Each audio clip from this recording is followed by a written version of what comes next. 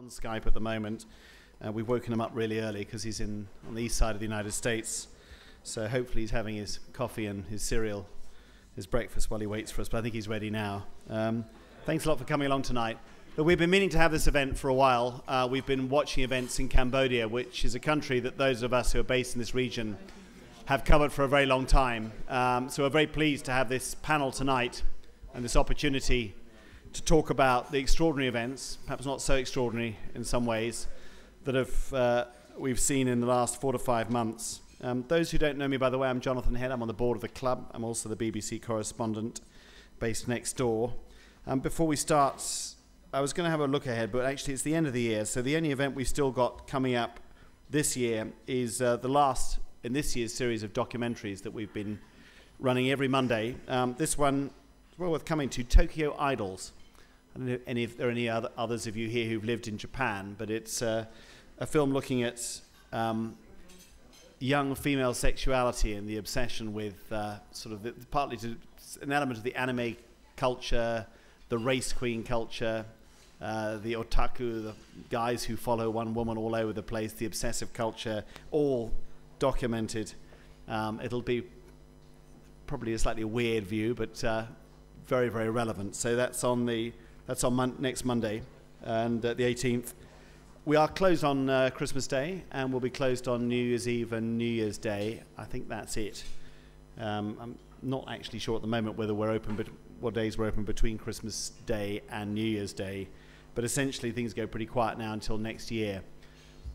Next year, we will have an annual general meeting of the club early in February, date to be confirmed. Would encourage all members to come to that. It's when we elect the next board. And we're always keen to have anybody who's got fresh ideas about the club, which is hard work to keep going.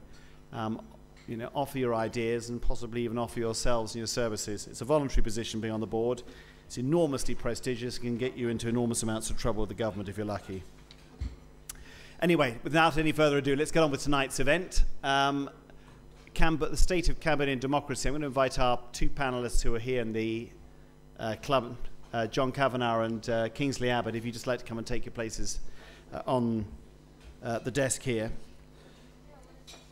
Cambodia is in some ways a little different from the other countries in this region in that the political arrangements in the country are a product of a peace agreement signed in 1991, which ended the long civil war and the years of traumatic revolution before that, and indeed war going right back into the days of the Vietnam War conflict. And as part of that international peace agreement, Cambodia was sort of midwived by the United Nations in the first big UN nation-building project, the first big project after the Cold War, joined by all big members of the international community to rebuild a country that had been shattered by war. And as part of that, Cambodia was given a democratic system.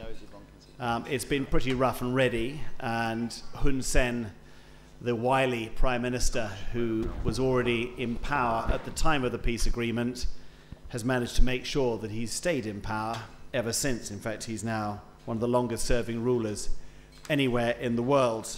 But despite that, up until this year, although there were political murders, there was intimidation, there were certainly irregularities in the elections, and a huge amount of cronyism, Hun Sen observed at least the forms of democracy, unlike some other countries in this region. That all changed in August and September of this year when a number of the international agencies that were supportive of the democratic process were shut down or told to leave, followed by the arrest of the leader of the main opposition party, Kem Sokha, the leader of the Cambodian National Rescue Party. He was arrested at dawn on I think it was the 3rd or 4th of September, dragged off and charged with treason. And then in November, we saw the party itself dissolved. That means Cambodia, for the first time since the end of the Civil War and the restitution of a proper system of government in the early 1990s, no longer has an effective multi-party system. There are lots of very small parties, but they will not pose any kind of threat to Hun Sen and his Cambodia People's Party. And as a result, both the European Union and the United States have said they will not view next year's election, general election, as legitimate. And there are all sorts of questions about what else they might do in terms of either targeted sanctions or other measures. So what is happening to Cambodia? Why has it happened? And where's it going to go from here? We've got three very different speakers tonight. I'm very privileged to have John Kavanagh, who was head of the National Democratic Institute, which was one of the institutions that was affected by Hun Sen's measures. The NDI is a long-standing US institute that has supported democracy and political parties around the world and in Cambodia since the very beginning of the democratic process in the early 1990s. They were expelled. John was told to leave, along with Voice of America and Radio Free Asia. Because many of you all know the Cambodia Daily, one of the most lively of the newspapers in Cambodia, was also effectively shut down by a tax demand. So John is moored here in Bangkok. He's got a lot of experience, not just in Cambodia. He's worked also for USAID in places like Indonesia and Nepal. Kingsley Abbott from the International Commission of Jurists has followed Cambodia very closely, and in particular is going to talk about the issue of rule of law and how the law is abused in Cambodia.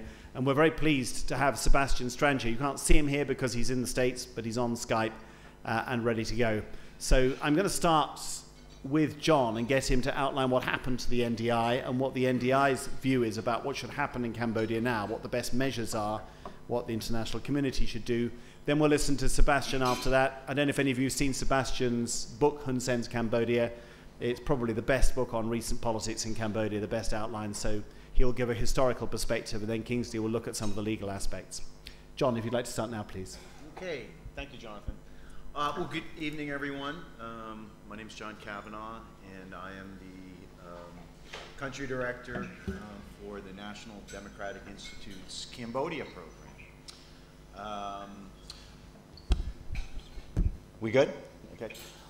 It's a pleasure to be here.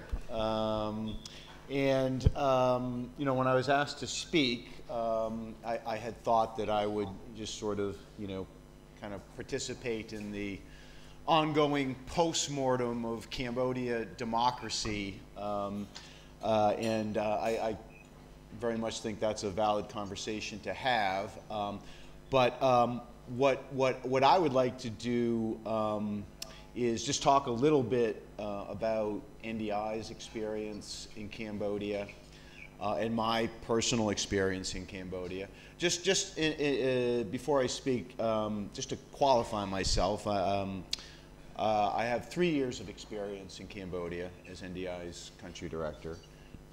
Prior to that, I was working with Mercy Corps in Nepal, and before that, I had spent about 10 or 11 years working for the International Republican Institute.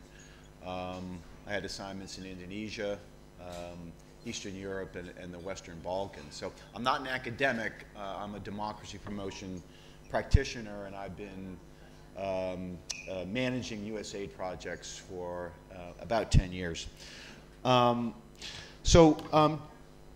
Just yesterday, NDI's president, Ken Wallach, provided testimony before the U.S. Congress House of Representatives on Cambodia.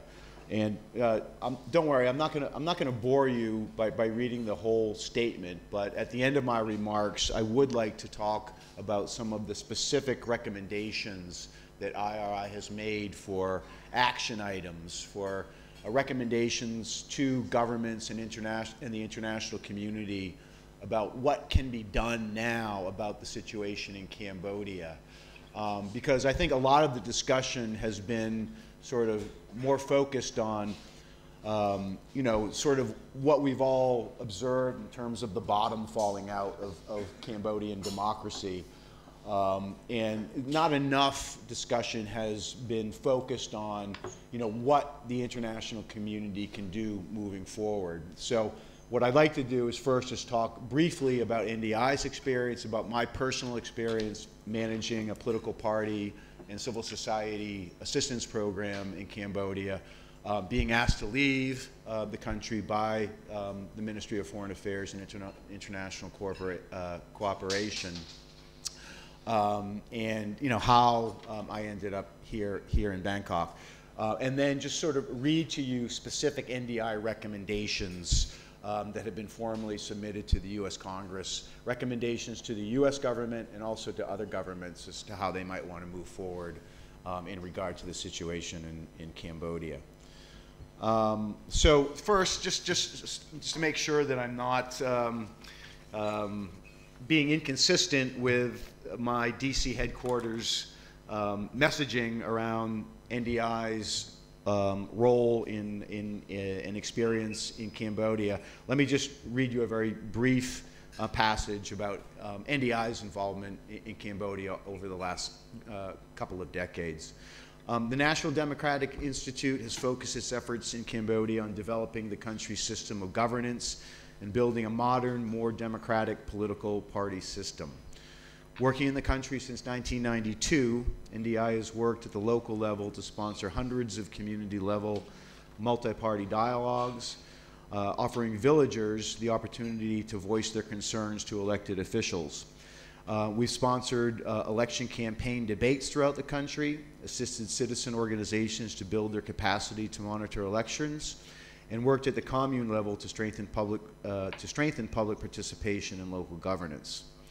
NDI has also assisted the efforts of ruling and opposition parties to enhance their efforts to participate in elections, to monitor polling sites on election day, to develop greater opportunities for leadership by women and youth, and to build modern and democratic political party structures. Other organizations have worked to promote women's economic and political empowerment, develop a more competent judicial system, and to train a cadre of professional journalists. In all of its work, NDI has engaged the major political parties, and the Cambodian People's Party, the CPP, has participated actively in all of the Institute's programs. So that's, in a nutshell, NDI's 20 years of experience in Cambodia.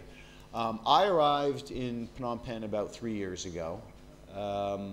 NDI had won a competitive solicitation to implement the United States Agency for International Development's political party assistance program in Cambodia.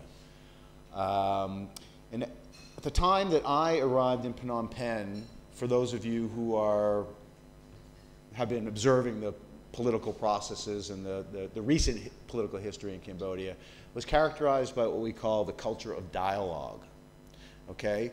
And this was a period after the 2013 elections where in those elections the CNRP had demonstrated not only the CNRP had won a surprising number of seats in the National Assembly, and as a result of their contestation of those elections, had also demonstrated an ability to mobilize mass numbers of Cambodian citizens, which had really never been demonstrated before. After the 2013 elections and the demonstrations, the Hun Sen and Sam Rainsy had basically made an agreement to try to work together for the benefit of the country. And this period of political thawing, or détente, if you will, was known as the culture of dialogue. So I arrived in a period of time when not only was Sam Rainsy allowed to be in Phnom Penh, he was actively running the CNRP together with Kem Sokha.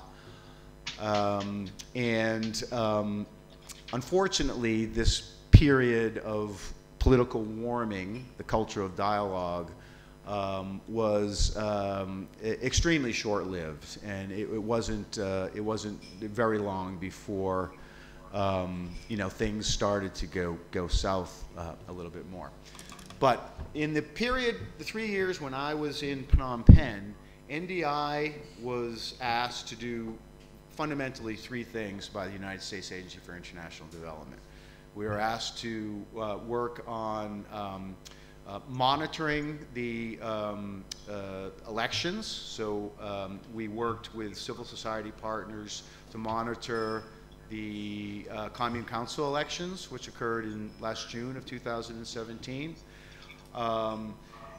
So we had a broad array of civil society partners that we worked with to basically to monitor the elections and to try to make sure that you know, the elections were being administered in a free and fair manner.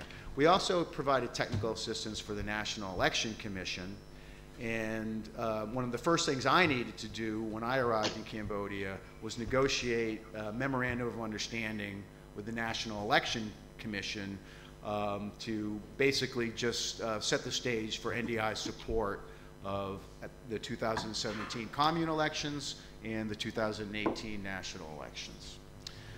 The second element of our project was subnational participation. So through a series of sub-awards to local civil society organizations and human rights organizations, NDI funded a series of activities which were focused on supporting the participation of ordinary Cambodian citizens at the subnational level to participate in this, the decision-making at the commune level, to be involved in the commune council discussions on the use of commune council funds for the development of community projects.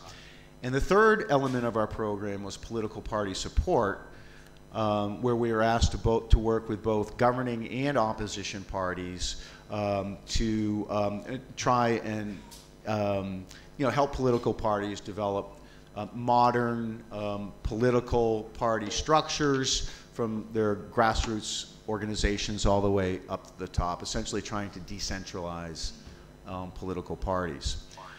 During this period of time, when I was in Phnom Penh, the CPP were active participants in our program. And this, from the beginning, was prerequisite to NDI's program. NDI, pretty much wherever we work globally, we work on nonpartisan programs. We're interested in political processes as opposed to outcome of elections.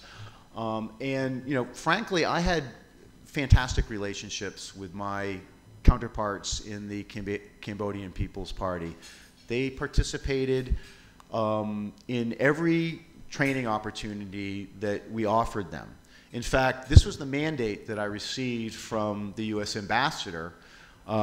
He's brought me into his office and said, John, you know, you've got a lot of experience in democracy promotion. The only thing that I need to ask you to do is make sure that your program is balanced. That whatever you do for one political party, the CPP, you offer to the opposition party, the CNRP. So in the 3 years that I was in Cambodia, we, NDI, advanced a balanced, nonpartisan political party support program, and we had fantastic participation from the CPP. So, fast forwarding to last August, after the Commune Council elections, we were starting to engage political parties and to, you know, develop what type of technical assistance initiatives NDI could provide for them in advance of the national elections, which are scheduled for July of 2018. And once again, the CPP was an active participant in our programs. Towards the end of July, early in the morning, I had a meeting with the Cambodian People's Party, and we were talking about social media training for the CPP, which they had agreed to participate in. Not only agreed, they were requesting additional assistance from NDI. So the engagement that we had with the Cambodian People's Party was intact from the beginning of my experience in Phnom Penh until the day when I was asked to leave. Immediately subsequent to the meeting, it was an early morning meeting, I think it was 8 a.m. at the CPP headquarters in Phnom Penh. I went back to NDI's office, and there was a delivery, and it was a letter from the Ministry of Foreign Affairs directing NDI to cease all activities immediately and for all expatriate staff to leave the country within 1 week. Okay? So within a 1 week period of time, despite the fact that we had, very focused and a fantastic relationship with the party operatives of the CPP, we had been asked to close all of our operations and to leave the country in a week. And we complied with the directive, and I came here to Bangkok, where I've been ever since.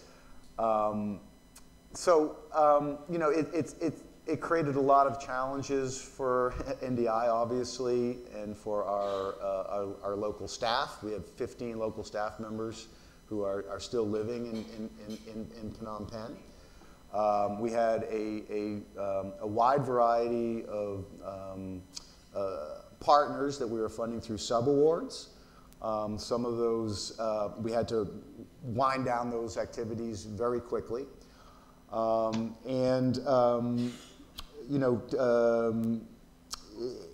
It was a very abrupt experience. I don't know if anyone's had the good fortune of being asked to leave a country by the government, but it's something I don't wish upon anyone. John, am I right in saying you're accused by the government of sponsoring a colour revolution to overthrow the Prime Minister? Is that right? Yeah, so I mean, I think as Sebastian will probably mention that, the government in Cambodia has developed a color revolution narrative to rationalize all of the activities and all of their clamp down on civil society, on international organizations, on the opposition, obviously. And NDI was front and center of that.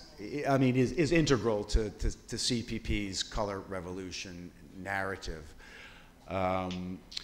But before we go into a Q&A, one thing that I would like to do is read to you NDI's specific recommendations to governments and to the international community about specific action items that should be considered to address the situation in Cambodia. Because I think a lot of the discussion has been on the post-mortem of Cambodian democracy, and that's certainly a valid conversation, but not enough discussion has been focused on what do we do now? Like, what do we do next? As I mentioned, NDI's President, Ken Wallach, has testified before the U.S. Congress just yesterday.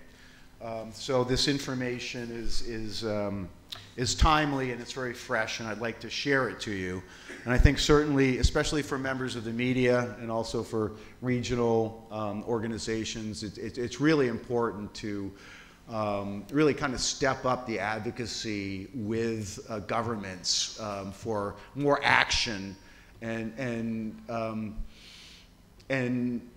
less energy spent expressing concerns. Okay, I mean it's time. I think it's really time for specific action, and this is what NDI recommends. One, consider the withdrawal or suspension of all but humanitarian aid to the Cambodian government until the conditions for the return of democracy are met.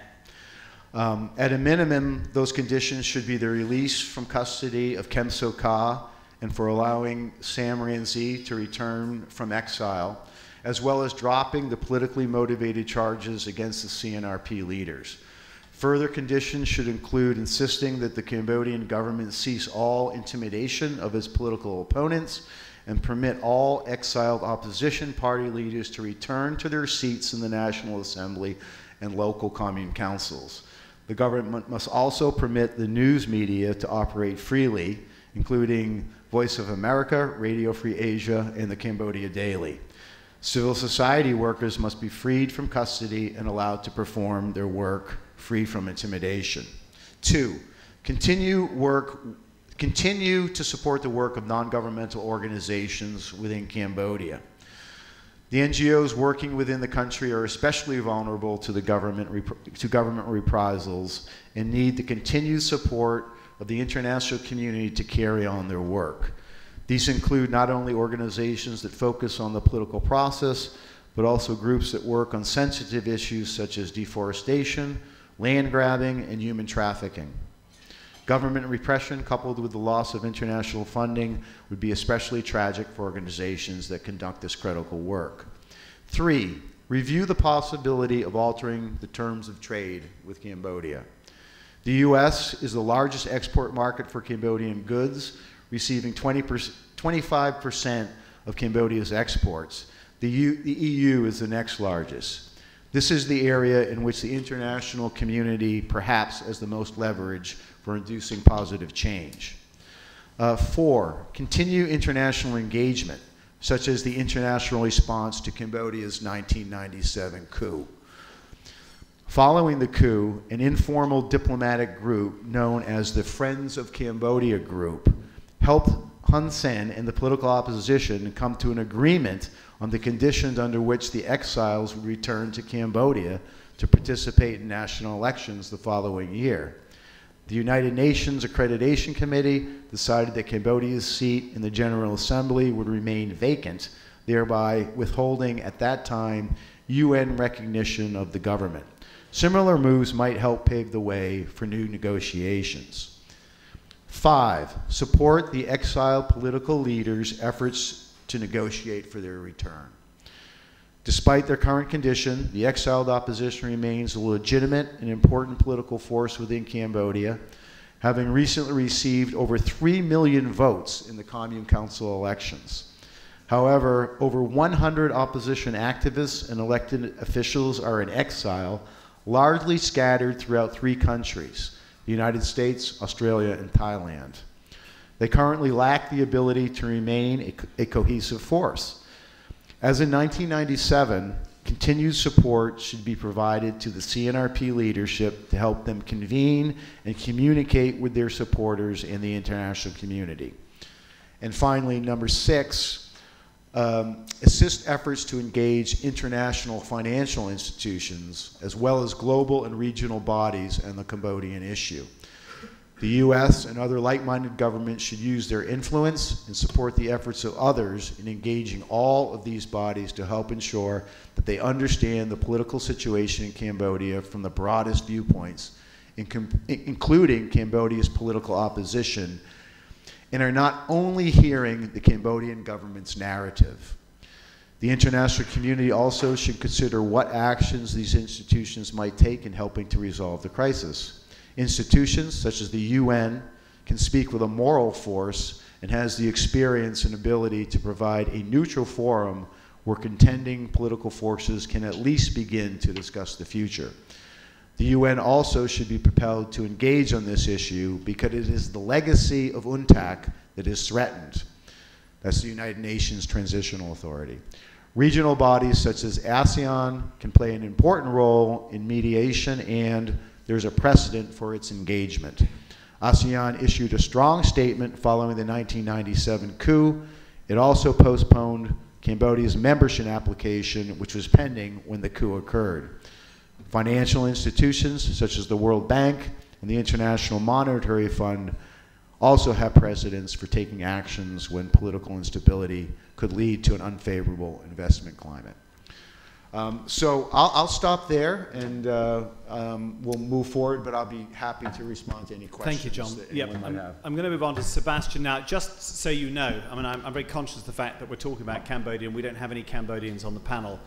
There are CNRP politicians in Thailand, but they have to keep a very low profile. I've spoken to some of them, but there was simply no way they could come here and talk tonight. So if you want to understand why we're not hearing, at least from them, the reason is that here they are very, very constrained.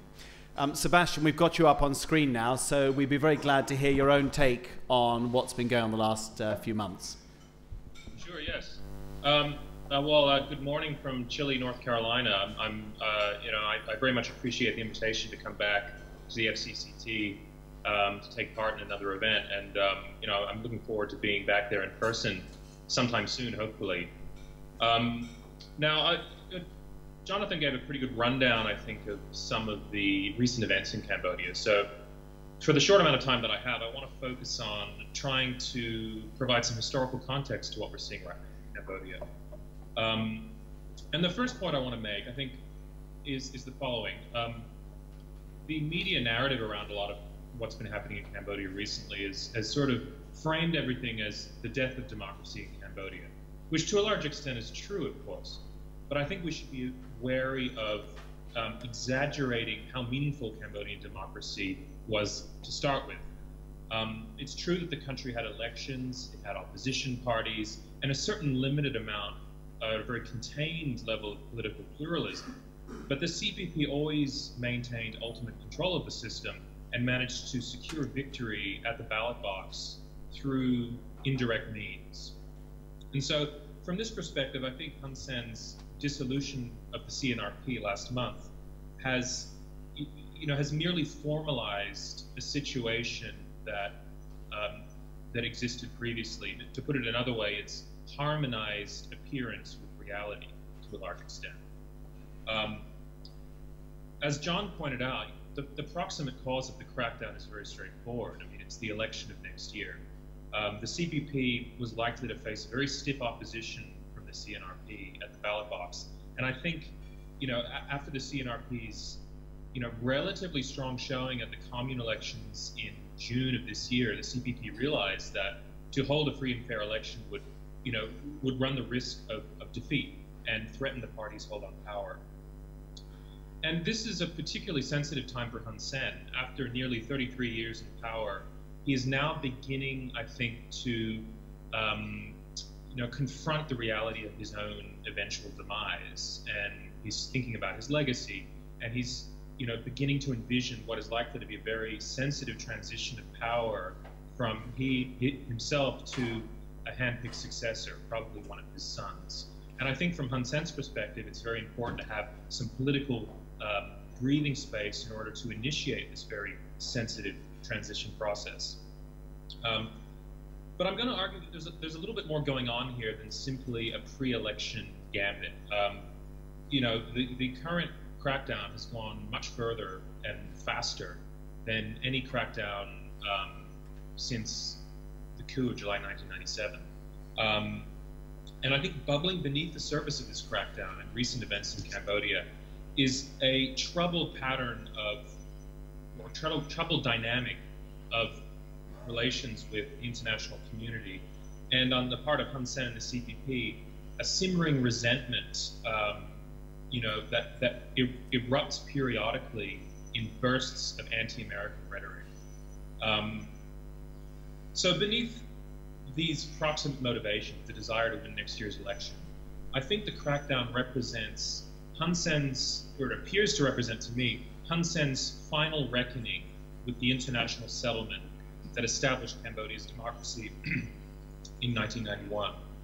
And in order to fully understand, I think, what's happening now, we need to go back to this settlement and examine the complex circumstances in which it came about.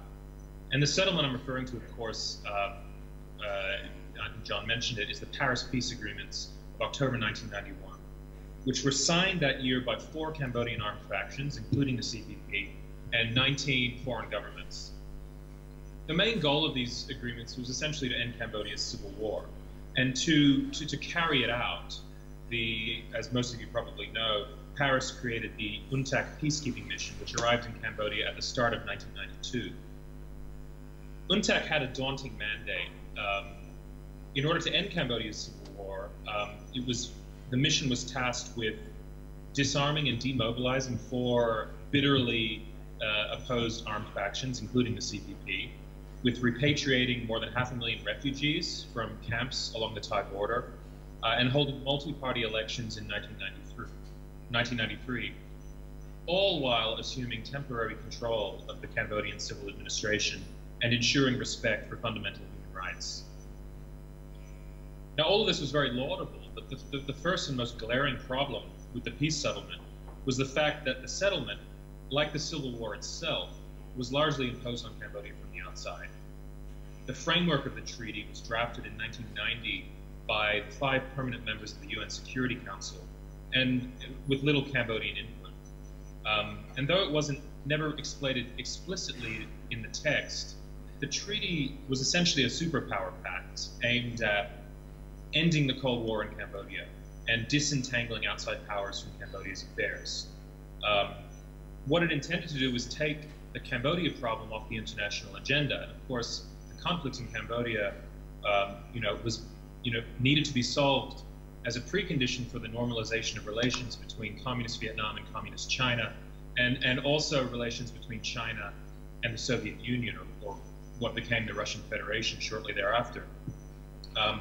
And so as a result of this, the agreements never had any real buy-in from the Cambodian factions, who were essentially pushed to the table by their superpower patrons and pressed to sign their pen to paper. And I think this is true of all 4 of the factions to varying extents. I'm going to focus just on the CPP because that's the most germane to our discussion today. So for the CPP, which had helped overthrow the Khmer Rouge government in 1979 and have ruled the country since then, the settlement was a pretty bitter pill to swallow. Despite overthrowing Pol Pot and helping to end this horrible period in Cambodian history, the CPP government, which was backed, of course, by Communist Vietnam, was throughout the 1980s treated like an international pariah by China, the United States, and their Western and Southeast Asian allies. These powers funded, directly or indirectly, the 3 resistance factions that fought the CPP throughout that long period. And the most powerful of these, of course, was the remnants of the ousted Khmer Rouge, who continued to operate from camps along the Thai border. And this, of course, followed what happened in the 1960s and 70s, the fierce American bombing of Cambodia during the Vietnam War, which Hun Sen personally experienced as a teenager coming up in rural Kampong Cham. So all of this history naturally made the CPP's leaders highly suspicious of the settlement, and the powers that, as well as the powers that supported it, including the United States.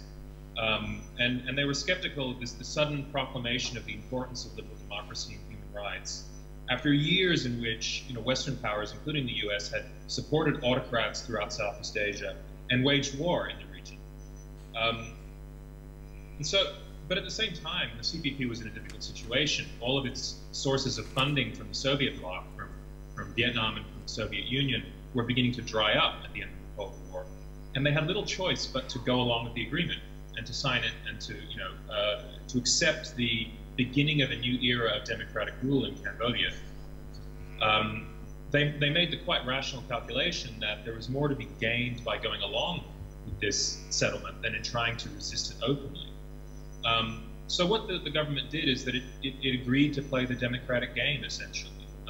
But because it never accepted the rules of this game, it never saw any contradiction in undermining and subverting the new democratic institutions that Cambodia received during the UNTAC years. And so in the ensuing years, it managed to sort of wrench control of this system through the use of political patronage, manipulation, and when necessary, political violence and force. And all through this period, ever since the early 1990s, the CPP has never stopped seeing the Paris settlement as a foreign imposition on Cambodia. And while it has been very welcoming for foreign aid and investment, it has tended to see foreign NGOs like NDI and foreign-funded Cambodian civil society organizations as being representing violations of Cambodian sovereignty and a channel through which hostile foreign powers can, quote, meddle in Cambodia's internal affairs. And this, of course, is the substance of the color revolution narrative that we've seen emerge, in recent months in Cambodia, in which NDI is, of course, one of the chief protagonists. But I think it's important to recognize that this is not without a small element of truth. In the 1980s, there was indeed a hostile coalition of foreign powers seeking the removal of the CPP from power. And moving into the 1990s and early 2000s, there have been several cases in which individuals in the US Congress have actually explicitly called for regime change in Cambodia. In fact, I watched the live stream of the congressional hearing yesterday, and Donna Rohrabacher, the Republican from California, who's been a long critic of Hun Sen, explicitly said that Hun Sen has to go. So from the Cambodian government's perspective, it's not hard to see how they would see at least in some elements of the United States government, a desire to push them out of power. And so for Hun Sen and the CPP, the end of the Cold War didn't mark the beginning of a new era of global democratization, which is how the period was sometimes depicted in the West. Rather, it represented the extension of old political battles into a new political arena. And so while people like Francis Fukuyama talked about the end of history and the global spread of democracy after the end of the Cold War, history in Cambodia ground on into a new phase of political struggle.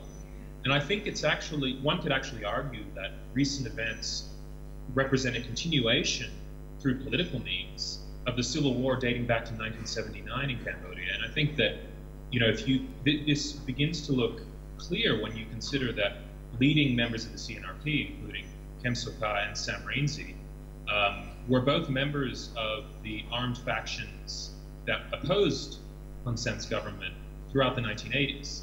And the same is also true of members of Cambodian civil society as well.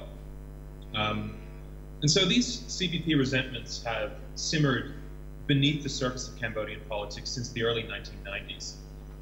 But it's only recently that the government has really been in a position to act on and to push back and repudiate this settlement in any fundamental way. And I think that obviously, the reason they're able to do this now is because of the rise of support, political and economic support from China.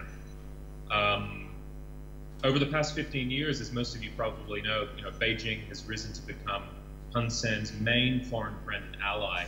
It's provided several $1 billion worth of, no strings attached aid to Cambodia in exchange for Cambodian support for its strategic goals in Southeast Asia, including its positions on maritime disputes in the South China Sea. And it's done all of this while making little demand on how Hun Sen or the CPP runs the country. That's Cambodia's internal affairs as far as Beijing is concerned. And the effects of this have been quite significant. I mean, previously the government had to balance the need for Western donor support against the desire to settle accounts with all of its enemies in Cambodian politics. But now with strong backing from Beijing, the CPP is less dependent on Western support, and therefore Hun Sen has greater room of maneuver to move against organizations, organizations like NDI or the Cambodia Daily, whose presence in Cambodia he has always resented and never fully accepted. One thing that Hun Sen particularly resents, and I think it's important to understand sort of the psychology of the Cambodian leader, is that Cambodia has always been judged by different standards than the other countries in the region. And where China really succeeds in winning support from Hun Sen is in the fact that he gives Hun Sen what he's always wanted: legitimacy and the status of at least a nominal equal. And this is something that Hun Sen has craved ever since the 1980s, when the experience of being treated like an international pariah inculcated in Hun Sen, I think, a deep-seated need for approval by the outside world. And then the flip side of that also is a deep-seated resentment at the fact that Western countries, particularly the United States, have never been willing to give him that legitimacy. And he sees the fact that other countries in the region that are equally undemocratic, if not worse, are often accorded that legitimacy, where Cambodia is not. And I think that this underlies a lot of the bitterness against the United States that we're seeing emerge right now in Cambodia. So to conclude, I think that in addition to being seen as sort of a, moves by Hun Sen to keep his party in power and prevail at next year's national elections, we also need to acknowledge that recent events are, reflect the political contradictions of the Paris Peace Agreements of 1991 in many ways. Firstly, there was the contradiction between what the treaty said about bringing democracy to Cambodia and the role of foreign governments in doing so, and what its true political purpose actually was in the international relations at the time, which was to lessen foreign involvement in Cambodia and not to deepen it. And the second contradiction was the more simple contradiction between these aims and the conditions that pertained in Cambodia at the time.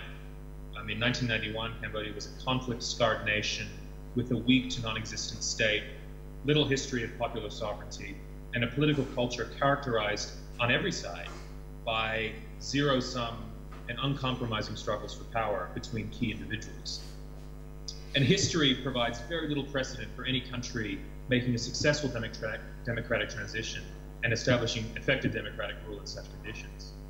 And so all of this makes me a little bit more skeptical about the likely efficacy of foreign sanctions. And we can talk a little bit about this a little bit more during the Q&A, but I think while it's possible for Western governments to punish the Cambodian government, I think that they certainly should do something. I don't see any of these, any of the sanctions that are proposed by the CNRP and by and things that John mentioned as really advancing democracy in Cambodia in any, clear and obvious way. And so to finish up, I'm going to finish up with a little bit more of an optimistic note. Even though Hun Sen appears to have succeeded in rewriting the rules of Cambodian politics, and I think really ending the UNTAC era in Cambodian politics, his own brand of authoritarianism contains deep contradictions. And despite strong economic growth, corruption is rampant. The gap between rich and poor continues to widen in Cambodia, and there continues to be very strong demands for change by the Cambodian people. And so I think in the coming years, Hun Sen may well learn the lesson that and with or without foreign pressure, that you can easily dissolve an opposition party, but it's much more difficult to dissolve the popular desire for better and more effective government. And I think that how an aging Hun Sen manages to keep up with the social and economic changes that are sweeping across his country is really the big question going forward. And it remains to be seen how the CPP, and if the CPP will be able to meet that challenge. I'm going to leave it there, but I'll be very happy to follow up in the Q&A on anything that I've said. And yeah, I'll pass it on to Kingsley. Thanks very much indeed, Sebastian. And a very different perspective, I think, now from Kingsley Abbott, who, of course, has been looking very much at the way the legal system has been used and the legalities surrounding the way the opposition has been treated. Kingsley, please. Jonathan, this one works. Well, good evening, everybody. My name's Kingsley Abbott. I'm the Senior International Legal Advisor for Southeast Asia with the International Commission of Jurists. I cover Cambodia. I also used to live there for about 4.5 years as a senior legal officer with the UN at the Khmer Rouge Tribunal, obviously focused on a different time in Cambodia's history. It was a particular pleasure for me also to listen to Sebastian. I've had the fortune of reading his book, and I was looking forward to hearing his take, so I enjoyed that. But what I've been asked to focus on is a slightly different angle, which I think is relevant to everything that's already been discussed, which is what I call the misuse of the rule of law in Cambodia. And the misuse of the rule of law is a clear tactic that the government has been using as part of a wider strategy to achieve the goals we've just heard, to maintain power up until and beyond the next election. It's been a really striking feature to see the Cambodian government's ongoing crackdown on civil society and on the free press and activists and the political opposition justified on the basis of the rule of law.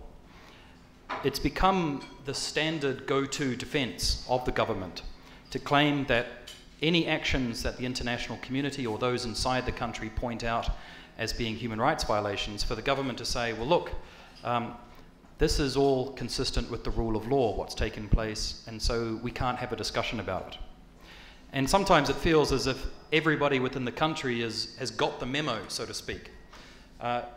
Just hours after the country's Supreme Court dissolved the opposition party, the CNRP, Hun Sen took to the television that evening and said that the decision was based on the principle of the rule of law. And just a few days later, at a roundtable discussion, that took place at the Royal Academy of Cambodia, a Ministry of Justice spokesperson claimed that the dissolution of the CNRP was justified because the decision had been based on the rule of law. And just a couple of days ago in Geneva, where the Human Rights Council is based, the Ministry of Foreign Affairs issued a statement in response to the announcement that the USA would impose visa restrictions by saying that the Cambodian government considers that the promotion of democracy and respect for human rights must be in parallel with the enforcement of the rule of law. And this is something that we are seeing not only in Cambodia, but we're also starting to see regionally on an increasing basis. I think one of the other important discussions to be had on another occasion, perhaps at this panel, is the way in which countries from the region closely follow each other and closely follow the way in which laws are passed and misused and justified, and the way in which the international community reacts to them, and perhaps some differences in the way the international community reacts to, say, Cambodia versus Thailand versus Myanmar. And this defense of the rule of law, I think, is not just meant for external consumption by the international community. It's also meant for internal consumption, for internal legitimacy. When the abandoned seats in the National Assembly were recently divvied up to other minor parties such as Hun Sen, they were interviewed, this is just a few days ago, and I was listening carefully, and they said, well, we've been assured that we're allowed to have these seats because they have been given to us in accordance with the law.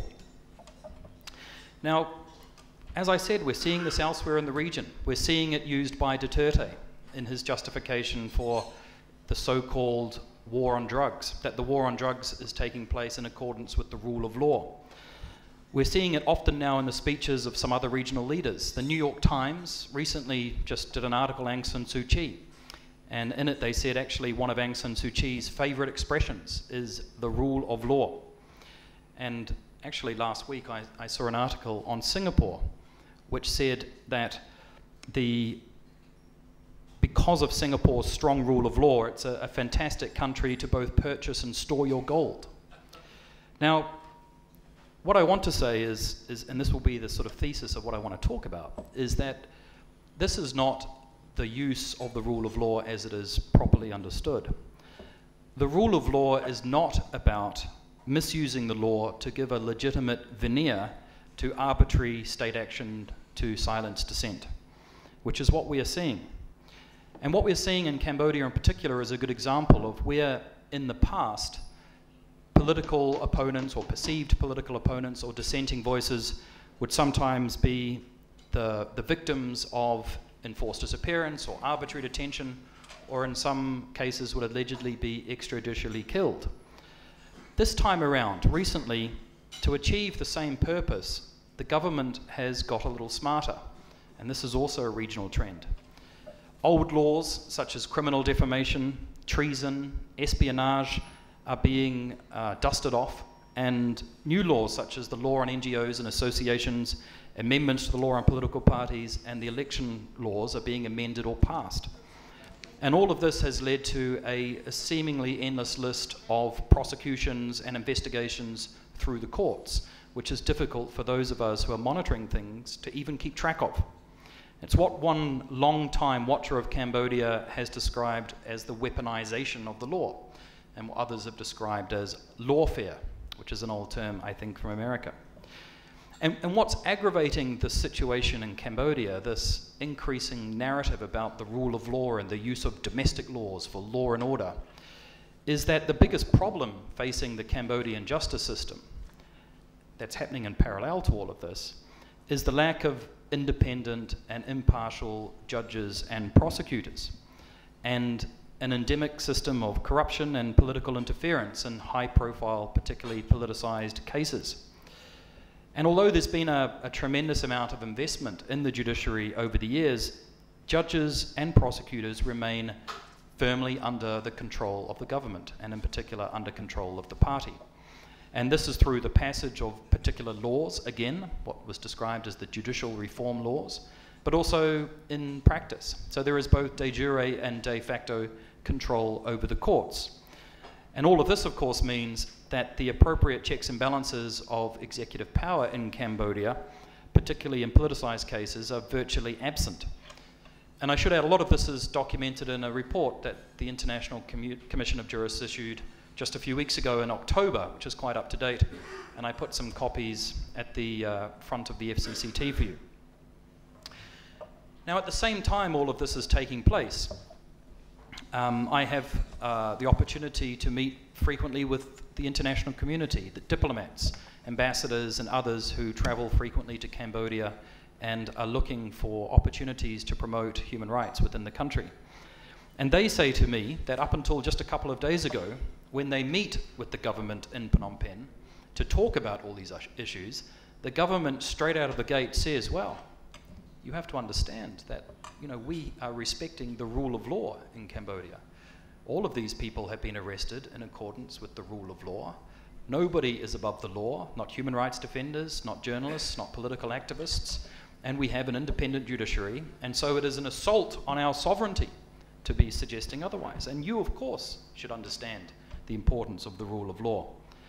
And quite a number of diplomats have said to me, well, you know, they have some have some sympathy with that to some extent, because they ask me, well, are they right? I mean, it is true that these laws have been drafted. It is true that it's the domestic legal system in play. It's true they have a justice system. You know, what can we do? Is criticising the exercise of domestic Cambodian laws and the use of the courts an infringement on Cambodia's sovereignty?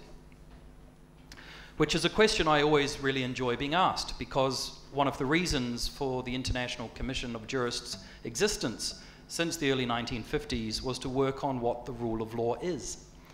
And so I'll answer that question with a case study from Cambodia, if you'll bear with me. And that is the recent Supreme Court dissolution of the CNRP just a few weeks ago, which is a case where a full bench of the Supreme Court, 9 judges, Cambodia's highest court, determined that the opposition party should be dissolved and more than 100 opposition party members should be prohibited from political activity for 5 years. There was a hearing, the judges applied the law to the facts, and a reasoned decision was issued. And I've been asked, well, what does the ICJ think about that?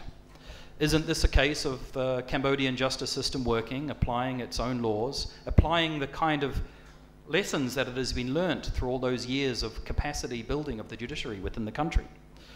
And as I said, well, the ICJ has a view on that. And I'll tell you what the ICJ thinks about that decision, that very recent decision. We are appalled at it. And I'll tell you why we're appalled at the decision. First of all, by dissolving the main opposition party and banning all of those opposition parliamentarians from political activity for 5 or more years, the court has irreparably interfered with the rights of potentially millions of Cambodians to freely choose their political representatives and to vote for them in upcoming elections. And what's important, and you'll see where I'm getting to with this, because that is a universal human right, which is often forgotten. Article 25 of the International Covenant on Civil and Political Rights, to which Cambodia is a state party, which it has voluntarily agreed to be bound by, guarantees the right of all people to take part in the conduct of public affairs, directly or through freely chosen representatives, and to vote and to be elected at genuine periodic elections. And so this is part of the international human rights framework. Secondly, the other reason why we're appalled at the decision. The law on political parties was amended just weeks before this decision to enable the Supreme Court to dissolve political parties without the right of appeal. And just weeks after that law was amended to allow that to happen, the Supreme Court held its hearing and ruled that the CNRP, the major opposition party, should be dissolved. Now, this strongly suggests that the entire process was nothing more than political theatre, despite the claim that this is the Cambodian justice system independently operating. And third, the third reason why we're appalled at the decision is that the President of the Supreme Court, who was the one who delivered the decision, is a member of the ruling Cambodian People's Party and sits on both its standing and its permanent committees. And so to have someone in a leadership position within one political party sit in judgment on the highest court on the conduct of that party's main opposition, you may very well think, as we do, that that makes a mockery of fair justice. And that's also a universal human right. Article 14 of that same convention, the ICCPR, affirms the principle that tribunals judging rights and obligations in legal proceedings be independent and impartial, which it wasn't in this case. So I'll just finish by a couple of ideas. One is, well, what is the rule of law? That's the question, obviously. Well, the idea is contained within the Universal Declaration of Human Rights, 1948, which I'm sure you've all heard of. And it was after it was contained therein that the ICJ, in its early iteration, set about defining it. The rule of law is not about enforcing the laws in a country's books. It's not meant to be used as a sword to purge opponents. Rather, it's meant to be a shield to protect people from arbitrary state action. The three pillars of the rule of law are equality, accountability, and predictability. Everybody is equal before the law. Laws should not be passed that discriminate against people, including on the basis of their political beliefs. The law should be predictable. You should be able to leave your house and know that if you turn left, you will be arrested, or if you turn right, you won't. And there should be accountability. In other words, people, if they feel that their rights have been violated, should be able to go to court and appear before an independent tribunal. So in the very simplest of terms, the rule of law is about both drafting laws and passing laws consistent with international human rights law, much of which was developed after the Universal Declaration of Human Rights, but also implementing it in a way that's consistent with international human rights law. And lastly, but importantly, the protection of human rights is an expression of state sovereignty. It's not something that's in violation of it. It's not inconsistent with it. Cambodia, like many states, has made solemn legal commitments, not only of a political nature, but of a legally binding nature, by ratifying conventions, like the Convention on Economic, Social and Cultural Rights, the Convention on Civil and Political Rights, to respect, protect and fulfill the human rights of everybody. And it is the duty of the state, like all states, to take on these obligations to protect and fulfill them. So lastly, well, what is required? What is required when we see in Cambodia and in the region the increasing, more sophisticated reliance on the rule of law as a tactic to shield arbitrary state action? And this is how I answer the question when I get asked. As Cambodia gets more sophisticated and starts misusing terms like the rule of law, which has been defined many years ago, the international community has to get more sophisticated too. Unfortunately, the international community was going to have to work harder to get closer to the detail of what's happening within the country. It should not just accept Cambodia's claims that to respect the country's laws and their implementation is the same as respecting the rule of law.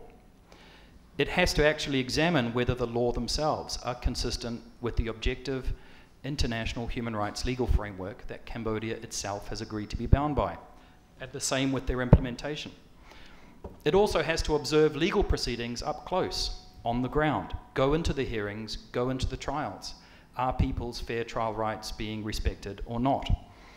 And encourage and foster leadership within the country, within civil society, which is tremendously vulnerable at the moment. It's civil society, the situation for them is currently critical. Support them where possible. And also foster leadership within the government. And we are also looking for leadership within the judiciary, because there are some excellent people within the government, there are some excellent people within the judiciary. I've met them.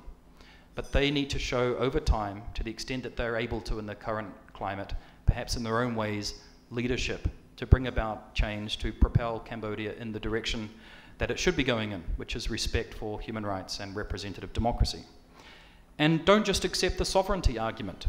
As I've said, Cambodia has voluntarily agreed to uphold human rights and the rule of law and representative democracy. And so these things are an expression of sovereignty. And to conclude, the international community, and of course therefore the people of Cambodia themselves, have every right to demand that these ideas are respected and upheld by the country. Thank you very much. Trying to work out how I'm going to reconcile what Kingsley just said, which was fascinating, with Sebastian's assessment. But that gives us a sense of the diversity of the views today. Look, there's a microphone sitting up there. Anybody who's got any questions to ask, if you've had time to ponder them, please go up, identify yourselves, please, and make sure it's a question. Keep it brief and keep it to one if you can. First is going to be Jeff. Thank you, Jonathan. I lived in Myanmar for 13 years and I have an absolute loathing for sanctions. How can you put pressure on the Cambodian government to change what it's doing without hurting the little people through sanctions?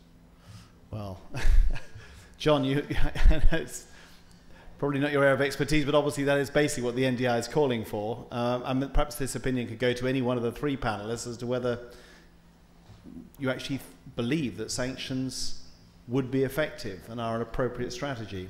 So ask you first, John. Sure. You need to bring your mic up here. So just to clarify, I mean, NDI's recommendation was to consider the sanctions, but everything but humanitarian assistance. So I think it's important to clarify that in terms of. Oh trade. yes, there's indeed a reference to trade. Look, this is part of Sam Ramsey's narrative, okay? That, and you know, I don't have the answers for you. You know, this is not an easy situation. There's no easy way to move forward in Cambodia, but I think Sam Ramsey, okay, who, and you can make your own decisions as to whether you agree with him or not, has been on message that the international community has been complicit in propping up Hun Sen's government through trade agreements and through development assistance for Cambodia. You know, I've heard many people, you know, have discussions about, well, if you know, you do enforce sanctions and you do withdraw international aid, that the people you're going to be hurting are the very people that are in need of this aid. And you know, as a humanist, I'm very sensitive to this this perspective. But you know, at some point, you know, the international community has to be able to develop some type of policies that will at least try to put some pressure on Hun Sen to be accountable to his own citizens. If you do nothing, you support the status quo. If the international community engages in sanctions, yes, perhaps you are going to you know, take very valuable assistance away from the people that are in need. I mean, there's not an easy solution, and I don't have a panacea answer for you. Jeff, just to add something, because I think it's, I've actually been talking to the CNRP as well quite a lot about this. I think they're a little unsure themselves about which way to go. I've heard them say two things. One is that there should be broad sanctions. The European Union is certainly considering some kind of sanctions, which, when the European Union is the second largest market, particularly for textiles, and they know that would have a very major effect on poorer Cambodians who have jobs in factories.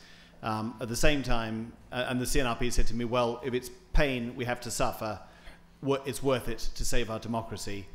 Perhaps a bit cavalier, since most of the CNR people saying it are not at that level where they're dependent on these jobs. On the other hand, they're suggesting targeted sanctions. They believe that sanctions that are specifically targeted at members of Hun Sen's inner circle, who do enjoy very much, because they're so wealthy, they're sending their kids to be educated overseas, going on shopping trips, those sort of things, they think might be helpful. I don't think they've figured out the strategy yet. I'd also agree with you, and I think actually most governments now agree that broad economic sanctions are not effective, and Myanmar pretty much proved that. We kind of know Sebastian's view on that, so he's been quite clear he doesn't believe in sanctions. I don't know whether you've got a view on it, Kingsley, or not. Well, the International Commission of Jurists, wherever we work, is very reluctant to get into a discussion about what sanctions might or might not work. I think one thing that we always call for is for there to be at least some consistency in the way in which sanctions are applied in different countries and throughout the region. I know that, to address directly what was discussed, from talking to quite a number of diplomats recently about the situation in Cambodia, that there is some real reluctance on the part of nearly everybody I've spoken to discuss broad economic sanctions or sanctions that might hurt the garment industry and those thousands of women that rely on a very marginal income. And I think you're right that it is a difficult situation that requires some thought, but I think that all political, economic, legal possibilities need to be on the table. I think, for example, the decision to withdraw the support for the National Election Commission for the upcoming elections that the EU just announced makes some sense, because an election that takes place within a country that is so utterly devoid of human rights and the rule of law like Cambodia is at the moment, and that's not an overstatement, I think the international community cannot endorse or validate elections in those circumstances.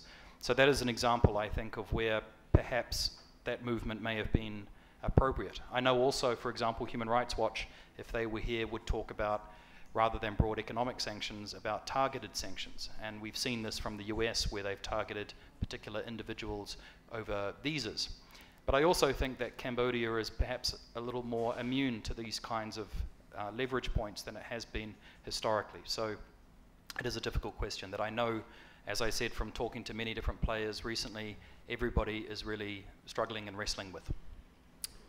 We have the next question, please. Am I up? Yeah, sorry. Yeah, thank you. I had a question. Could you identify yourself? Sorry. Yeah, sorry, I'm Rob van der Pluim from the University of Oxford. I was just listening a little bit to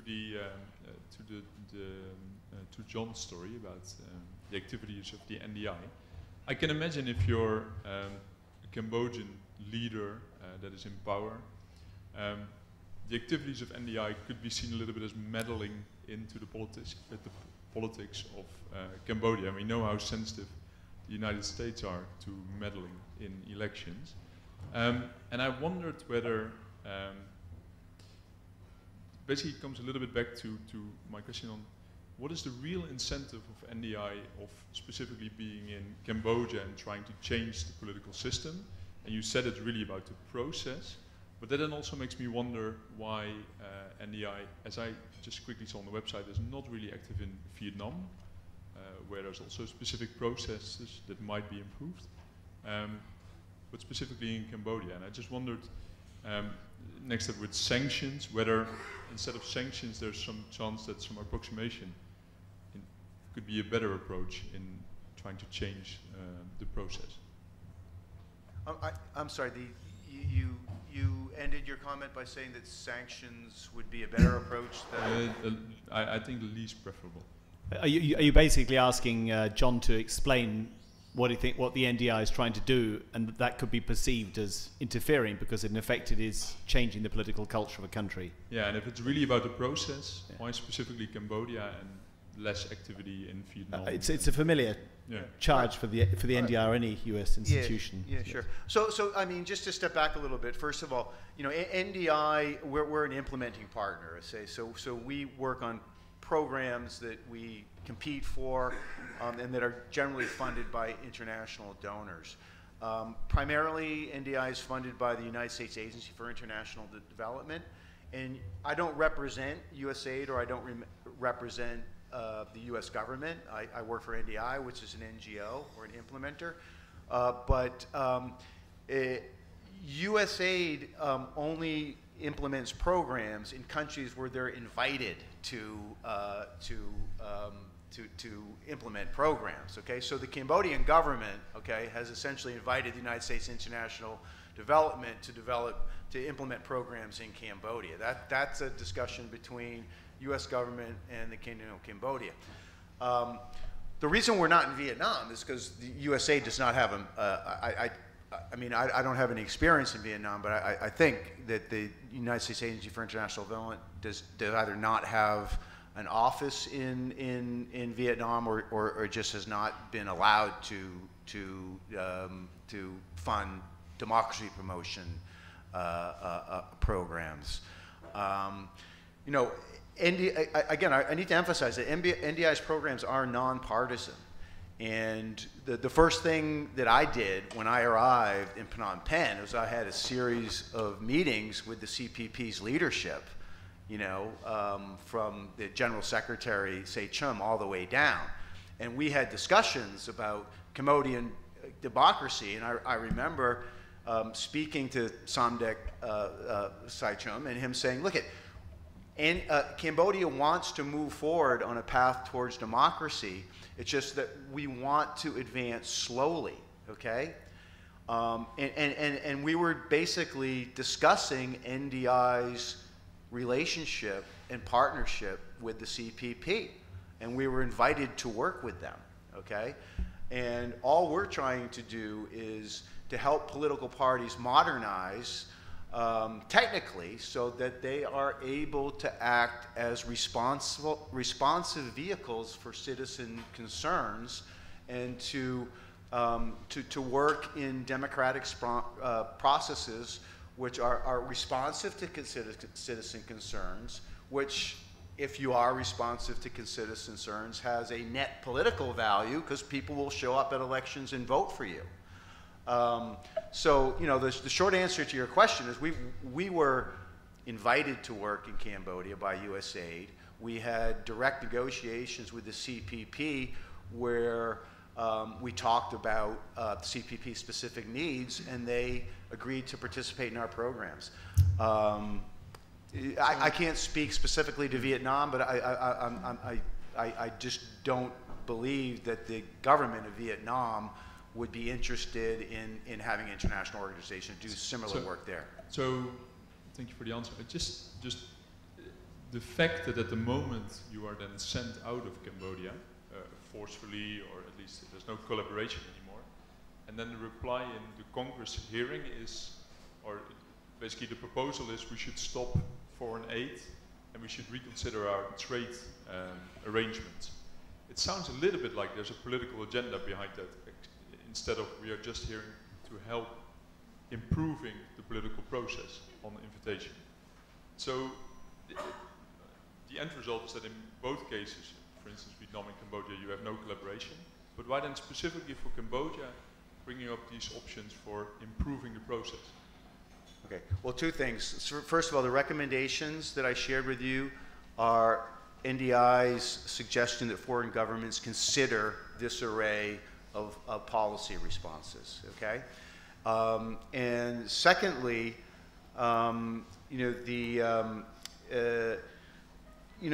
since I have been involved and NDI has been involved in Cambodian political processes and working in Cambodia, I mean, there's been a tectonic change in the reality. I mean, in the last 6 months, the bottom has just profoundly fallen out of the political system because, you know, Hun Sen finally realized, not only through the results of the commune elections, but also through his own political polling, that the CNRP was potentially poised to win the next election. So through the weaponization of the court system, they have basically rid themselves of any political opposition, which I guess for NDI is sort of like, moving into a new situation. I think we're out of the UNTOC environment. What happened with the dissolution of the CNRP is something profoundly separate from what has been going on in the last 20 years. We're in a new environment. It calls for a new perspective and a new set of policy engagements by the international community in order to define a way forward.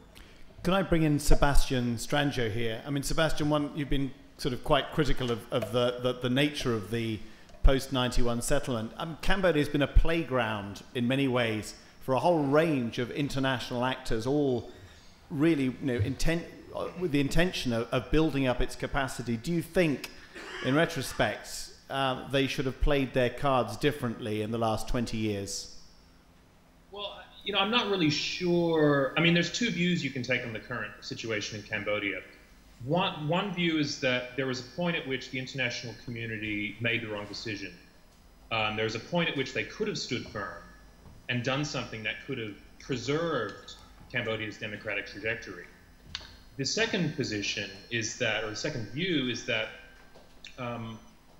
there really wasn't, any point, you know, that the entire terms of reference of the Paris Agreement were you know, pretty unrealistic. And you know, I say that with a great deal of regret because I believe very strongly in the principles contained in the treaty. But you know, expecting these things to take root in such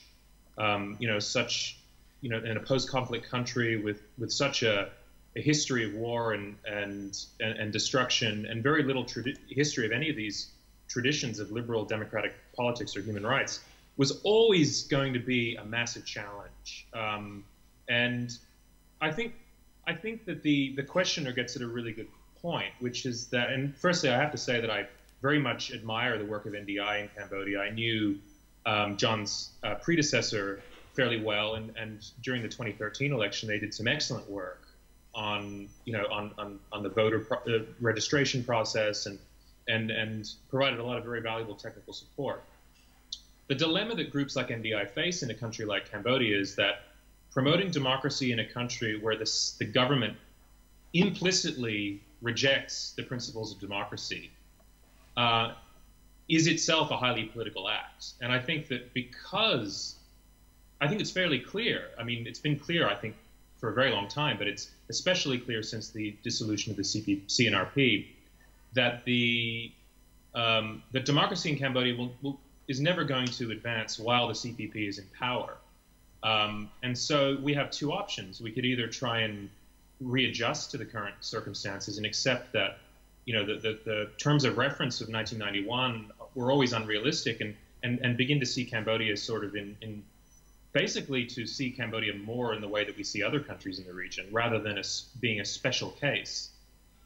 Or if Hun Sen is the problem, then it's rational to try and remove him from power. And I think this is precisely why elements in the US Congress have called for Hun Sen's removal explicitly in the past. Their view is that by removing the bad guy in power, we pave the way for the good guys. I think they diagnosed the problem correctly. I don't think Cambodia under Hun Sen will ever be democratic. But I disagree very much on the solution. I'm not sure that we can speak in terms of good guys and bad guys. But I think that the bottom line is exactly sort of what the questioner gets at, is why Cambodia, the idea that Cambodia is this sort of special project of the international community. I mean, this was, you know, resulted from a nation-building agenda which was conceived at the very end at the height of the post-Cold War Western triumphalist sort of, you know, a phase of history. And I think that unfortunately, and I do say this with a great deal of regret, the regional international balance of power is shifted to such an extent that you know, it's going to get harder and harder to sustain the idea of Cambodia as a special project. And I think that, yeah, from here on out, you know, I think Cambodia is essentially reverted to the mean in the region, essentially. And the way Cambodia looks now is not a whole lot different to the way that, you know, Thailand looks, you know, in Myanmar in certain respects. Vietnam and Laos, of course, are de jure one-party dictatorships. And so, yeah, I mean, I think that we have to assess what success looks like in the context of Cambodia in 2017. Thank you very much. So the next question, please. Peter Trainer. I'm a photographer and a club member. I've got a question mainly for Sebastian. At the end of your book, Hun Sen's Cambodia, you make a statement: slowly a young population is becoming less afraid to stand up and demand change. The question I have to you is the control that Hun Sen's government has over things like the internet, over education, over the fact that their descendants are likely to be the next series of politicians. Does their tight control not mean that it doesn't matter what the young people think or whether they stand up or not, they won't be able to do anything? Did you get that, Sebastian? Yes, I got it. Yeah. Yeah, well, this is a huge problem. Unfortunately, it's not a problem that I really see any solution to. I mean, you know, if we look at how democracies have emerged through history, they've always emerged through the clashes of various social classes and/or ethnic groups. These are highly contingent processes that take place over generations, if not centuries. And so, you know, at the end of my book, I sound something of an optimistic note by pointing out that Cambodia's population is more educated, you know, and more connected to the outside world than any Cambodian generation in history. And its demands for better government are, you know, only going to increase. So, you know, the CVP is unlikely to permit those sentiments to be expressed in the form of a democratic alternative. But, you know, I think that if, you know, assuming the CPP remains in power, which seems like a fair bet for the moment, you know, the CPP will have to deal with these rising demands and the rising expectations of the young generation. And if it fails to do so, it's priming the pump for, you know, some kind of upheaval further down the road. And if the CPP succeeds in just redistributing the benefits of economic growth to a larger slice of the Cambodian population and improving the effectiveness of government, then that would be a benefit. But unfortunately, these are very long-term processes, and you know, I think that ultimately the only meaningful, you know, sustainable democratic change, you know, comes from within. And I think when the time comes, if there is some sort of democratic, you know, surge or a change in government, you know, the international community can then support it, but it can't mandate it from the outside. It simply won't work, I don't think. Kingsley wanted to say something. Yeah, I think that's an interesting question, and I'd like to just second what Sebastian said, is that I think what's happening at the moment is the single party state, the single party which has monopolized state power, is coming out from behind the curtain. But I don't think it's fair to say that Cambodia has been an utter failure in every respect since the Paris Peace Conference. You know, there have been gains made in areas of peace building and alleviation of poverty and the capacity of the judiciary and economic development, because I think, you know, we have to set some markers. In the 1990s, they set up a judiciary by just going into some provinces and telling a bunch of school teachers, you guys are going to be judges now. And originally, when defense counsel appeared in the courts, they were all arrested for contempt. That was only a few years ago. And then I had the privilege of working alongside Cambodian judges in the Khmer Rouge Tribunal, and I've observed a bunch of trials in Cambodia over the years. And whilst in many respects there were some serious shortfalls, you know, there have been also tremendous developments in a short space of time. The last trial I observed was alongside an American judge who had worked on training the judiciary in the 1990s. We came out of that trial only a year ago, and I said to her, what do you think? And she said, well, what do you think? I said, well, I've got a list in front of me of about a dozen fair trial rights violations. And I said, what do you think? She said, I have the same list. But she said, I was astonished at how far the judiciary and the prosecution and the defense have come. So I think that's also a positive note to strike for the future.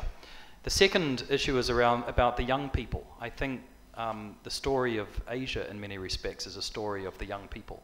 And just as anecdotal, but I was living in Cambodia in 2008 during that election, and there was no campaigning that I saw in Phnom Penh around me. It was deathly quiet. There were polling booths outside the front of my house. You could see the tumbleweed in the streets, and nothing happened. And I remember us as expatriates and with some Cambodian friends having a chat about why is there this apparent acceptance of some of the problems within the country. And maybe it's because the Cambodian people are too exhausted from their very recent tragic history. And then I was living again in Cambodia in my second innings in 2013 during that election, and it was like a different country. I would ride my motorcycle home from work, and I would be overtaken by motorcades or cavalcades of young Cambodians shouting, I can't remember what I was, dot moi, dot p, whatever number on the ballot box the CNRP was. And when we were in bars, Cambodians would come up to us and say, who do you think we should vote for? And the CNRP is great. And you know, I don't have a dog in the race as to who should be winning elections in Cambodia, nor does the ICJ. But I think what that demonstrated to me was that there is an emerging young population which is not cowed by stories of the Khmer Rouge, and if you vote for anybody other than the CPP, there will be civil war again. They've all got Facebook, they've got YouTube, they've all got voting rights, and some of them are starting to learn that we want representative democracy, we want greater civil and political rights within the country.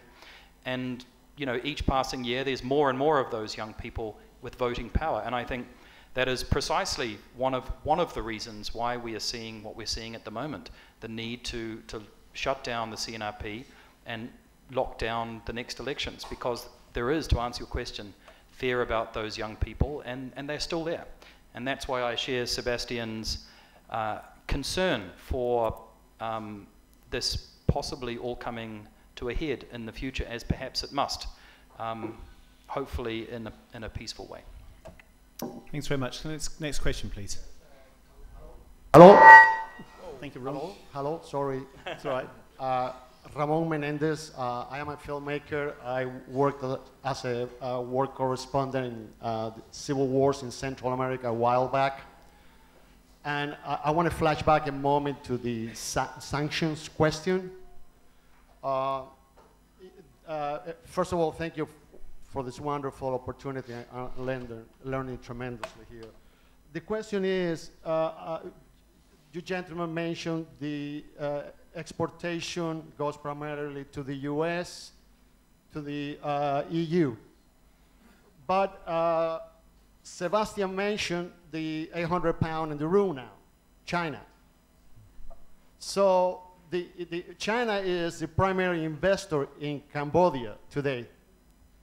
The Chinese investments in Cambodia are predominantly infrastructure, construction, the kind of fields that are prime for corruption, patronage.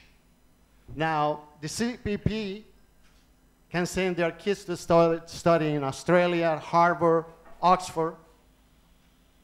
If they have a problem with medical problem, they can go to Singapore. And the Chinese are going to continue to finance the CPP. So in the short run, how do we get around this question of Chinese patronage and sanctions? And how do you reconcile this conundrum? Yeah, I think I would say in the discussions we've had so far, the answer was nobody really knew that one. I mean, one point to make is the biggest markets for Cambodian exports are still the US and Europe. Yes, you're right, the biggest investor and aid donor is China. I suppose as a final thought, we'll start with you, Sebastian, with the role of China, with the diminishing role of the United States and Europe. Does the US and Europe, do they still have any leverage at all over Hun Sen? Well, I think they certainly have, you know, Cambodia's reliance on these markets for its exports, you know, does give them a certain degree of leverage, but the question is, you know, it's like a bullet with one gun, a gun with one bullet. I mean, do you use it and then, you know, potentially hurt a lot of ordinary people, or create social instability within Cambodia by casting several 100,000 people out of work? I mean, it's leverage in theory, but in practice, you know, it could be very difficult to use that effectively to promote democratic change. And I think Cambodia, you know, reflects an irreversible shift in the balance of power in Southeast Asia. I think that the rise of China has you know, reconfigured the terms of reference for a lot of places. And in fact, I think Cambodia, one could argue that Cambodia actually is the perfect bellwether of what's happened in Southeast Asia, which is that, you know, it went from being sort of a US and Western dominated region in the 1990s to now, you know, governments in places like Cambodia have another option. And one of my problems with the issue of sanctions is, I think, the political effect of sanctions and the unintended consequences, which is to create a shared interest between China and the nations of Southeast Asia that are subject to these sorts of pressures, to push back against them. And I think that there is now a large international constituency, and it stretches beyond China. I mean, it also includes countries like Russia under Vladimir Putin, even countries like India that are, you know, democratic and share a lot of Western values in that sense. They also have a huge amount of hostility to any infringements on their sovereignty. And so I think we're heading towards a world in which, a world of resurgent state sovereignty. And I think the Chinese rise in Cambodia and the backing that China has given to Hun Sen is merely one of the most visible signs of that shift. And it's a shift that, I think it's really important in Southeast Asia to recognize the common anti-colonial heritage that so many of these countries share, and their incredible sensitivity to being told what to do by outsiders, especially Western countries that, have, either colonized them in the past or have, exercised a huge amount of control over their fates. And so I think that, one should tread very carefully about, trying to, aggressively push back against this, because I think that, it's unlikely to lead to, in the case of Cambodia, to more democracy. Thanks. Sorry, Nick. Just in passing, but China doesn't have a problem with interfering. I mean, they don't want to interfere in the sovereign rights of Cambodia. So in a sense, also, it is reinforcing the conundrum that, the Chinese are okay with what's happening in Cambodia. Yeah. No, I mean, China is shown itself very willing to work with the realities as they exist in Cambodia. And that involves, supporting, an authoritarian government. But this is, China's acting, I think, in a broad sense, the way that all great powers have acted. The U.S. did a very similar thing during, the Cold War in Southeast Asia, which was to back, to splash the cash and back, local authoritarian rulers in a bid to, support its strategic goals in the region. And so I don't think there's anything uniquely pernicious about China in this sense. There are elements of the Chinese political system, we could go into that a little bit further, that I have a deep distaste for. But in this sense, I wouldn't be surprised if a democratic China, if one should ever emerge soon, wouldn't be behaving in a very similar way. Next question, please, Arnaud. Arnaud Debus with Radio France Internationale. Do you think there is a possible political evolution within the CPP with a less authoritarian politician coming to the leadership and improving slowly the political situation of the country? Is that a revolution or evolution within CPP? Yes. Revolution. Evolution. Evolution. Okay, yeah. Again, I guess you start, Sebastian.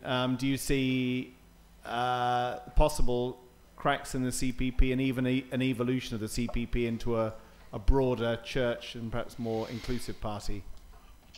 It's very hard to say. The CPP is such a closed, it's such a black box that it's very hard to know what's going on inside of it. I think that what Cambodia will require, or what the CPP will require, if that is to happen, is for the current generation of politicians, that is, politicians like Hun Sen, who were born in the 1950s, to retire and move on. Once that generation is out of the way, then you have a young cadre of Western-educated technocrats and other people within the CPP who will inherit the party and who I hold out no illusions that they're going to adopt a system of liberal democracy overnight. But in terms of more effective government, measures to curb the worst excesses of corruption and cronyism, I think that there is a good chance of some sort of move in that direction. On the question of whether there's a split within the CPP, well, I mean, there's always been disagreements within the party between key individuals. The question, the problem is that they've never really been ideological splits. They've more been divisions over who gets the spoils and, who gets power. And so, Sam Rainsy and the CNRP and have talked for years about trying to, prize away one wing of the CPP and establish an anti-Hun Sen coalition. It might happen in the future, but history suggests that the CPP has a very strong sense of internal solidarity when encountered with the challenge of people that they perceive to be enemies. Remember, the CPP was forged during the 1980s. This was a decade of siege and international pariah status in which the CPP, was opposed by most of the world, and definitely the Western world, and this period inculcated a fierce sense of solidarity when challenged directly, during periods of political ferment. And so, I think that the chances of this happening soon are low. But again, I have to qualify that by saying I really don't know what's happening in the CPP. I know very few journalists that have good sources within the party, and even when you do get to meet somebody, they tend to just speak in platitudes. As John said, they'll talk about the importance of how they believe in democracy and the rule of law and all of that sort of thing. But the way the party works in practice is very obscured by layers of misdirection and secrecy. Can we have a last question, please? Good evening. My name is Motu Jean-Marie. I'm a member of the club, and I know very well Cambodia. I speak my language too. And I'm addressing Dr. Abbott today about the political party of Prince Reinhard. It's a political party nobody is talking about. The question is, could Hun Sen use this political party to legitimate the next election, telling everybody that there is an opposition, the political party of Prince Reinhard? This is Hun Sen you're talking about. Your answer, please, from the point of view. Sorry, can I just clarify? You're talking about Hun Sen, Reinhardt's party, right? Reinhardt's party. Yeah, sure, okay. Yes. From the point of view of the Supreme Court. I've got that, thanks. I'll start again with Sebastian, have final thoughts from our other two panelists. Does Hun Sen offer Hun Sen an avenue to some kind of persuasive or some way of persuading people there is some kind of legitimacy, or is Hun Sen too broken a vessel now to offer him any kind of legitimacy? Sebastian? Yeah, it's clear that Hun Sen is intending to use Hun Sen in this way, but I don't know that anybody outside the country is buying it. I mean, Hun Sen, the story of Hun Sen is a very sad one. I mean, since winning the 1993 election, the party has lost support precipitously at every election. And now they've reconstituted themselves as a sort of lapdog party to the CPP. And I don't think anybody outside the country has any illusions about, anyone who knows Cambodia has any illusions about, the fact that they are subservient to Hun Sen and are unlikely to pose any credible challenge to the CPP. And so, yeah, I mean, unfortunately, I don't think that it's going to make much of a difference either to the legitimacy of the election or the perceptions of the legitimacy of the election in 2018. John, your thoughts? You must have had some dealings with Hun Sen, I assume. Yeah, well, actually we have. And do you want to just pull the mic towards you, sorry? I've met Prince Reinhard on several different occasions, and I think a part of CPP and Hun Sen's color revolution narrative and his sort of comprehensive strategy to hold on to power was sort of the co-optation or the partnership with Hun Sen to be able to at least be on message that despite the dissolution of the CNRP, we still have multi-party democracy, we still have minority parties in the National Assembly, and we still have parties other than the CP who are going to be competing in the national elections in July. But I, like Sebastian, just think it's somewhat of a specious argument. I don't really think too many people are buying it. I think related concern is the fact that the Grassroots Democracy Party just yesterday, which is the party of the late Kem Lay, has indicated that they were going to participate in the July elections, which to me, it's unfortunate because it seems like that's just going to allow the CPP and Hun Sen to expand their narrative that, yeah, it looks like we do have all these minority parties in participating in the elections, and that, in fact, despite the criticisms from the international community over the dissolution of the CNRP, that we do have participatory democracy in Cambodia. But again, I don't think too many people are being fooled by this. Okay, Kingsley. Yeah. Very briefly. It's a good question, I think, because as it happens on the way to the FCCT tonight, a journalist called me and asked me the same question, so there might be an article on this tomorrow somewhere.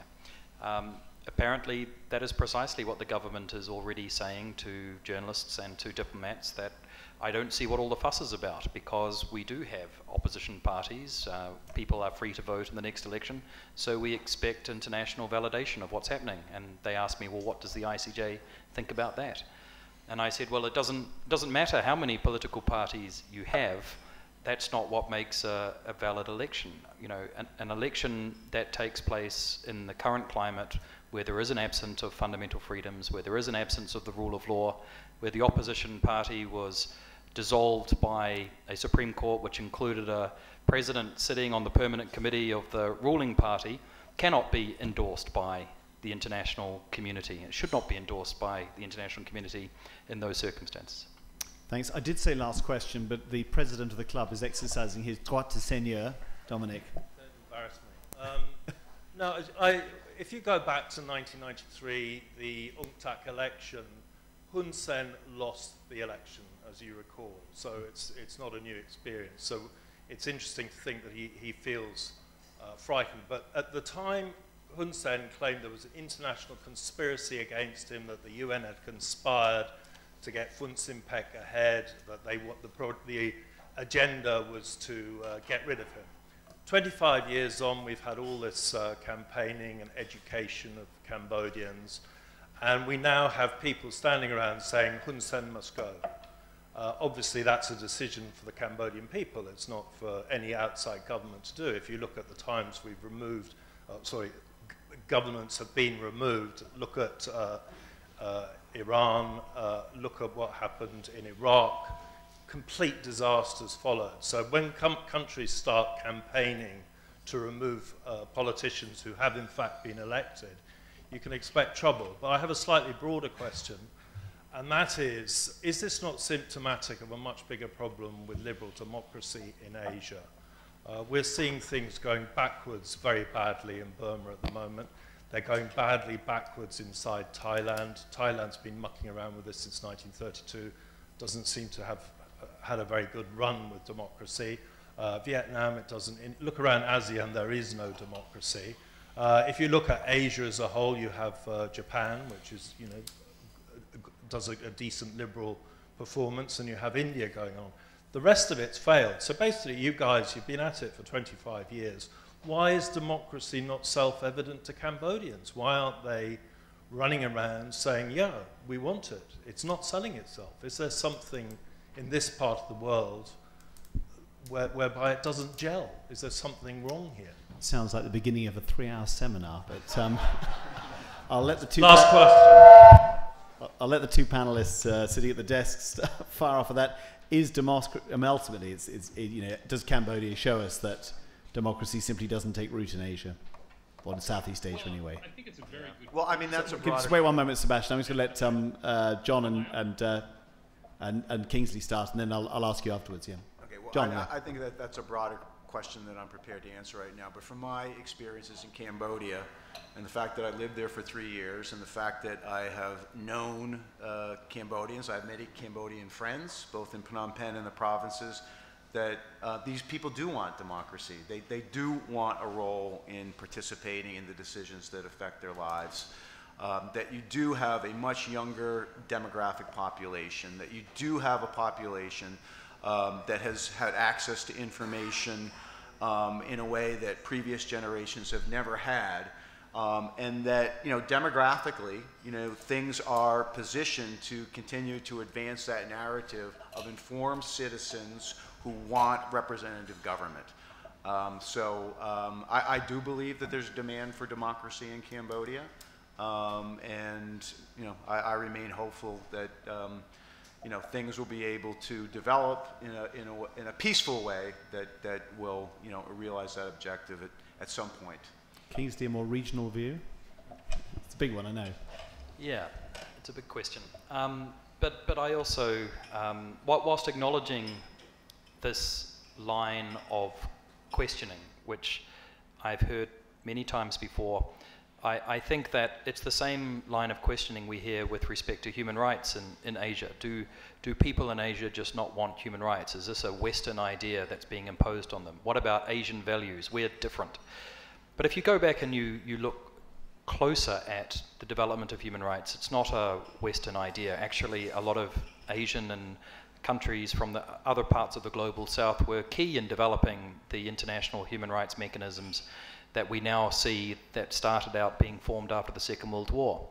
And I think often when we hear about this rejection of human rights and democracy not being Asian, we hear it from those in power or those in elite positions, where my own anecdotal experience and somewhat not anecdotal experience is that I very infrequently run across people in the provinces, in communities affected by development, in the prisons, in parts of all these countries where they turn to me and say, well, actually, we agree with our leadership. We don't really want democracy or human rights either.